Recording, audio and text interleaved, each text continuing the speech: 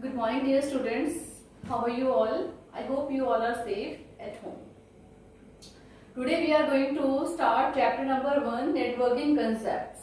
This chapter has been completed in few sections, but in one section it's not completed. So for the other sections, they can revise with the help of this video, and the students who have not studied this chapter, they can understand and think carefully about this chapter. So the chapter is networking concepts. Okay, networking is made up of a word that is known as network. Now, what is network? Network is a group of computers that are interconnected to each other. Means if we are connecting the computers to each other, so it is forming a what? Network. It is forming a network. So you can say a network is a group of two or more interconnected computers. So the process of forming the network is known as networking. Okay, the process is known as networking. Okay, so network is a group of two or more interconnected computers that are we connecting. Why we are connecting these all? So that we can share. What we are going to share? We are going to share the resources. What are resources? Resources are like printer, scanner. These all are the resources that we all are using. Okay? And data and information, we all know data and information. Okay? So a network we form. So why we forms it? So that we can easily share the resources, the data and the informations to each other. Okay, if we are forming the network, so each computer is known as node. What is node? Node is the computer that we are connecting to form a network. Each computer in this network is known as node. It means node 1, node 2, node 3, node 4. Here we are having 4 nodes and they are forming a network. Clear? So network is the group of two or more computers interconnected to each other, and networking is the process to form a network. Okay, so in this chapter we will study about the networking concepts. Okay, the first concept about this chapter is network components. What is it? Network components means which components we are required to form it. So when we are making a network, so we require the first thing NIC. What is it? NIC. NIC stands for network interface card. NIC stands for network interface card. This card is used to provide wireless connections. When we are taking the wireless connection, so here we are connecting the wireless devices. A place is there that is providing us wireless connections, and we are connecting these all devices that they want to use the wireless connection. So it is done by NIC, network interface card. Okay. It is used to physically attach the data, or you can say the computer with the wireless connection. Clear? Network interface card. Nowadays it is inbuilt. How it is present? Nowadays it is inbuilt. Like in our phone we are having the battery inbuilt. Okay? We can't remove the battery. Earlier, or you can say in the earlier time, we were able to remove the battery from the phone. Okay, and with the help of this, we were making the phone switch off. Also, we were directly taking out the battery, and in this way we are able to switch the phone. Okay, so in here, network interface card is a card that is available so that we can connect our computer to the network. Okay, the device that we are using, we are connecting this to network with the help of network interface card. The second one is cable. What is it? Cable. Cable, we all know, cable is a type of wire. Okay, what is the difference between cable and wire? If we are talking about cable, so it is a thick wire, and if we are talking about wire, it is a thin wire. Okay, if it is slim, okay, so it is a wire. If it is heavier, so it is a cable. Okay, and whenever we are forming a network, we are using cable. What we are using here? We are using cable so that we can connect. We are using the phone charger. Phone charger is having a wire. It connects our phone to the switchboard. In the same way here, what is a cable? It is helping us to form a network. With the help of the cable only, we can form a network. Okay, cables are of three types. How many types they are? The first one is twisted pair cable. What is the first one? Twisted pair cable. The first one is twisted pair cable. The second one is coaxial. What is the second one? The second one is coaxial, and the third one is Ethernet. Three types of cables we use so that we can make a network, we can form a network, and they are twisted pair cable, coaxial and Ethernet. Okay, the next part, the next component that we are using to form a network is modem. What is it? It is modem.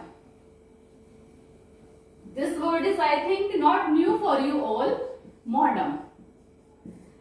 Okay, full forms we all have written. Modem stands for modulator, demodulator. What is it? Modulator and demodulator. Okay, modulator, demodulator. You can also say modulation, demodulation. Okay, what is the use of modem? Modem is used to provide connection to our device. Okay, earlier we were having modem. It is a big device that was providing us wireless connection. Okay, nowadays we are getting it so small. Okay, in this way it is a USB type device. Okay, and it helps us to use the internet. We can use the internet facility with the help of this modem. Okay, so these are the basic components of network. Okay, now the next is, what are the advantages of networking? What are the advantages? Because whenever we are starting any work, we at first see what are the advantages of it. If they are not advantageous for us, we will not use it. Okay. In the same way, while we are forming network, what are the advantages, with the help of which advantage we are using it?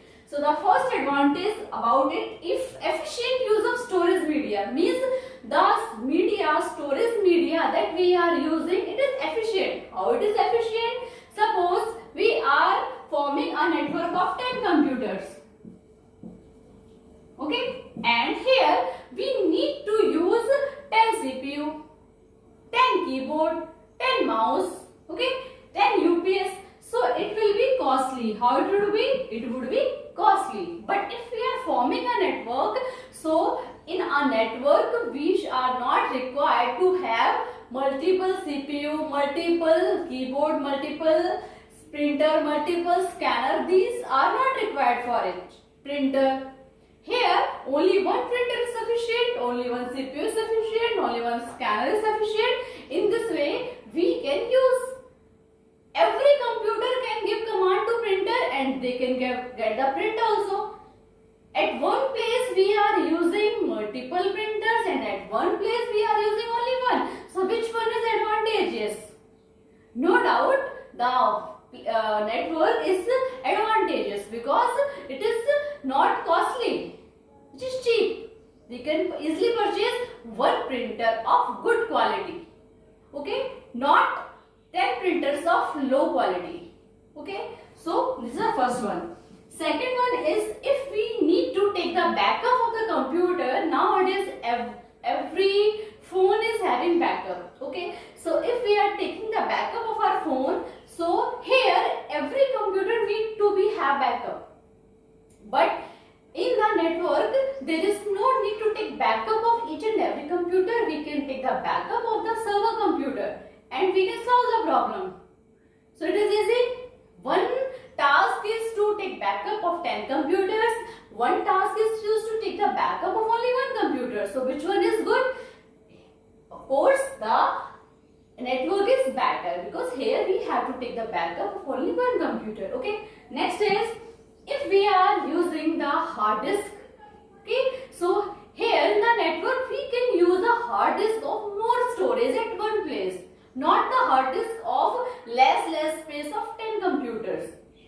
Okay, if we need to maintain the data in the computer, so it is not necessary to maintain on each and every computer. We can maintain all the things on the server computer. Okay, so here the main advantage is that we can apply, we can modify, we can add, we can delete. If we are going to install any software, so we can easily install on the server and other will get subsequently. Okay. No need to install the same software in other computer. If we are installing it on first computer, that is server, so it can work on each and every computer. So it is very advantageous. Okay. Now the next is, what are the types of computer network? Okay. Types of computer network. Mainly they are of 6 types. The first one is PAN.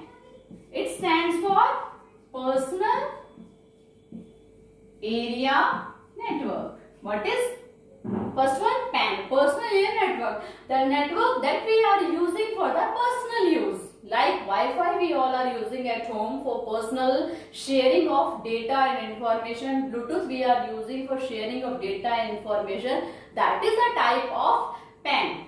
It is having few meter range only. The smallest computer network is PAN, Personal Area Network. Second is CAN. It stands for Campus Area Network. The network that we are using within a campus, as its name indicates. What is campus? Campus is the area of any hotel, of any hospital, of any school, of any college. Okay. So the network that is limited to a campus only, within a limited area only, that is known as Campus Area Network. The third one is LAN. It stands for Local Area Network. The computer network that can work within a kilometer range, so that is considered as LAN, Local Area Network. Fourth one is MAN. MAN stands for Metropolitan Area Network. Metro word is familiar to all of us. What is metro? It is a kind of transport facility that facilitates our transport from one city to another city. We can move from one to another city with the help of it.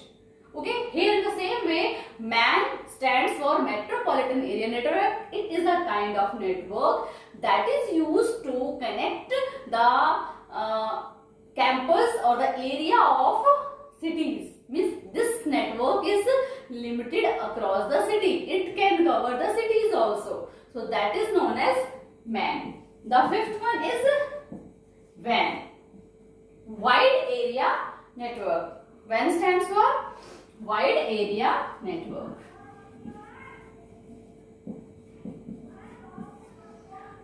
The network that is having the limitations or that is spread all over the world, it is known as WAN, Wide Area Network. Okay, so these are the types of computer network. The first one is PAN. It stands for Personal Area Network. The second one is CAN. It stands for Campus Area Network. The third one is LAN, Local Area Network. The fourth one is MAN, Metropolitan Area Network. And the fifth one is WAN, Wide Area Network. Okay. The next topic that we are going to study about is network architecture. What is it? Network architecture. What is network architecture? Okay, network, we know very well the way in which we are arranging the computers to form an architecture is known as network architecture. They are of two types. The first one is client server architecture. and the second one is peer to peer. There are two types of network architecture. The first one is client server, the second one is peer to peer. Now let me define each. Okay, the first one is client server. As its name indicates, here we are having client and here we are having server. What is server? Server is a computer that is having the more capability, more power to share, to modify, to analyze the data. The client is here that is making the request only. Like in a classroom, only one teacher is there and the teacher is like a server. It is working like a server. Here the students are clients, they are making requests, teachers is listening the question and the teacher is giving the answer of each and every student. Like Google. On Google, we can search the information very easily. Okay? We are making request, it is giving us answer. Google is only one, it is a server. With the help of the Google, we are searching. So Google acts as a server and we all are its users and we all are its clients. We are making the request, we are asking any question and it is giving us answer. So the architecture in which we are having one server and multiple clients. Like in this way, there is one server here and here we are having multiple clients. The same server is giving the answer to each and every computer. Clear? So it is known as client-server architecture. The next one is peer-to-peer. PER peer, TO2 PER peer. What is it? It is the second network architecture. What happens in this architecture? In this architecture, we are not having any server. The first thing is here there is no server. If server is not there, what is meant by it? If server is not there, it means there is no power. Everyone are having full capability, full power. There is no any computer that is having more power. Here, multiple computers are connected to each other. Each and every computer have equal capability, equal power, and they can share the resource as well. Okay, so two architectures are there, client server and peer-to-peer. In client server, all the power a server have. Okay, the clients can make the request only, and in peer-to-peer, each and every computer have equal capability and equal power. Like in a classroom, students are there, they all are clients. Okay, they all are having similar capability, similar power, so that they can share the information, the data and the resources to each other. Okay. The next is topology. What is the next topic? The next topic is topology. What is topology? Topology is the arrangement of computers. What is it? The arrangement of computers. When we are having multiple computers, so how we are arranging the computers, it is known as topology. Means what is the layout of it? In our school, many classrooms are there. In two classrooms, 20 benches are there. So some are ordering them in 5 in one row. In this way, 5.